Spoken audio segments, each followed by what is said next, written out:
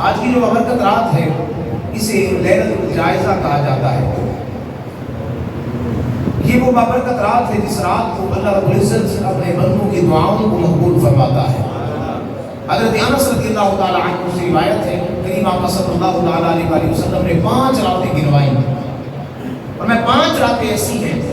جس میں اللہ رب العزت اپنے بندوں کی دعاؤں کو مقبول فرماتا ہے۔ رجب کی پہلی رات، شب برات یعنی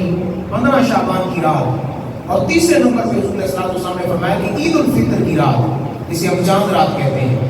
یعنی اگلے دن عید ہو اس سے پہلی جو رات ہے، اور یہ وہ بابرکت رات ہے۔ اسی طرح عید الاضحیٰ سے پہلی رات اور جمعے کی بابرکت رات جو گزر چکی ہے، اور یہ وہ بابرکت راتیں ہیں جن میں اللہ رب العزت اپنے بندوں کی دعا کو رد نہیں فرماتا، بلکہ ہر صورت میں دعائیں قبول ہو جاتی ہیں۔ بلکہ ایک اور روایت کے اندر مصطفیٰ جان عالم صلی اللہ تعالیٰ علیہ وسلم نے فرمایا کہ جو 5 راتوں کو جاگ کر گزارتا ہے، ان 5 راتوں میں پہلی رات فرمایا کہ یوم تربیہ یعنی 8 ذو الحجہ کی رات، اسی طرح فرمایا 9 ذو الحجہ کی رات جس دن جو ہے وہ عرفہ کے میدان میں، اور فرمایا کہ 10 ذو الحجہ کی رات جب کہ قربانی کرنی ہوتی ہے، اور چوتھے نمبر پہ حضور صلی اللہ علیہ وسلم نے اس رات کے حوالے سے فرمایا چھوٹی عید سے پہلی رات جو ہے، اور فرمایا شب برات، یہ وہ بابرکت راتیں ہیں جس رات کو اگر بندہ مومن رات کا ایک حصہ جاگ کر گزار لے اللہ کی عبادت کے لیے، رب تبارک و تعالیٰ ایسے بندے پر جنت کو لازم فرما دیتا ہے۔ اور اس سے بڑھ کر حدیث مبارک میں آپ کے سامنے رکھوں، ہمیں جب آخری رات آتی ہے رب تبارک و تعالیٰ آسمان دنیا پر نزول اعلان فرماتا ہے، جیسا لیلۃ القدر کے اندر فرمایا کہ رب کی رحمت جو ہے وہ آسمان دنیا پر نزول اعلان فرماتی ہے، اور رب فرماتے ہیں فرشتوں، جی میرے مالک، جی مالک، ہمیں پیدا کرنے والے، ہمیں وجود عطا کرنے والے، تیرا کیا حکم ہے، ہم تیرے حکم پہ حاضر ہیں۔ تو فرشتے جب بات کرتے ہیں، رب فرماتا ہے کہ بتاؤ جب مزدور مزدوری مکمل کر لے، اپنا کام مکمل کر لے تو ان کے لیے کیا ہونا چاہیے؟ فرشتے آتے کرتے ہیں بارے علاج جب مزدور مزدوری پوری کر لے، جب کام مکمل کر لے تو پھر حق یہ ہے کہ اسے اس کی مزدوری دی جائے،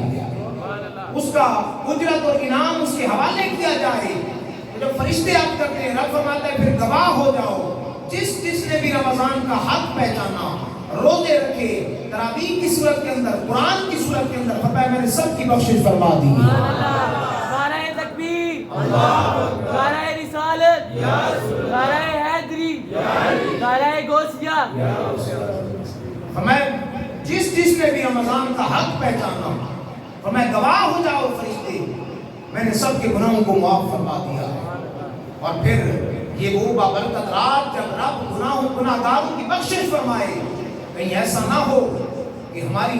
اس وقت جو ہے وہ ہم کہیں بے رحمی میں، علماء فرماتے ہیں اگر اس رات کو جاگ کر نہ گزارا جائے تو کم از کم اس رات کو برائی بھی نہیں ہونی چاہیے۔ مطلب یہ نہ سمجھے کہ رمضان چلا گیا، خوشی کی رات ہے تو چلے جناب والا باہر نکلتے گھومتے ہیں۔ آپ نے جو رب تبارک و تعالیٰ کی نعمتوں کو اس سے فائدہ اٹھانا ہے، آپ کھانا کھائیں، جو کچھ کھانا پینا کریں، لیکن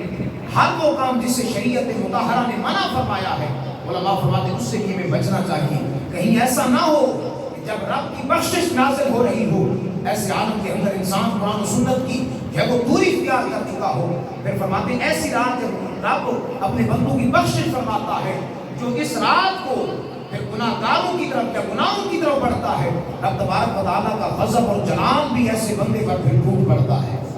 پھر رب کی جو ہے رب کا عذاب اور رب کی پکڑ بھی سخت ہو جاتی ہے۔ بلکہ ایک اور روایت کے اندر مجھے پھر حدیث مبارک یاد آئی، حضور صلی اللہ علیہ وسلم نے فرمایا اللہ نے میری امت کو 5 انعام عطا فرمائے، میں اختصار کے ساتھ صرف 5واں انعام، اور میں 5واں انعام جب آخری رات آتی ہے، رب تبارک و تعالیٰ سارے گناہگاروں کی جس نے اس رمضان میں کچھ نہ کچھ اپنا حصہ شامل کیا، اللہ تمام گناہگاروں کی بخشش فرما دیتا۔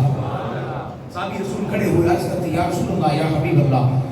کیا وہ لیلۃ القدر ہے؟ میں نے لیلۃ القدر نہیں ہے، اس کی تو اپنی فضیلت ہے، میں لیلۃ القدر کی فضیلت بے بہا ہے، لیکن یہ آخری رات ہے جس رات اللہ رب العزت گناہگاروں کی بخشش فرما کے انہیں جنت کا پروانہ عطا فرماتا ہے۔ ضروری ہے کہیں ایسا نہ ہو کہ ہم بازاروں میں چوک چوراہوں میں گھوم رہے ہوں اور جو ہے وہ مرد و زن کا اختلاط ہو،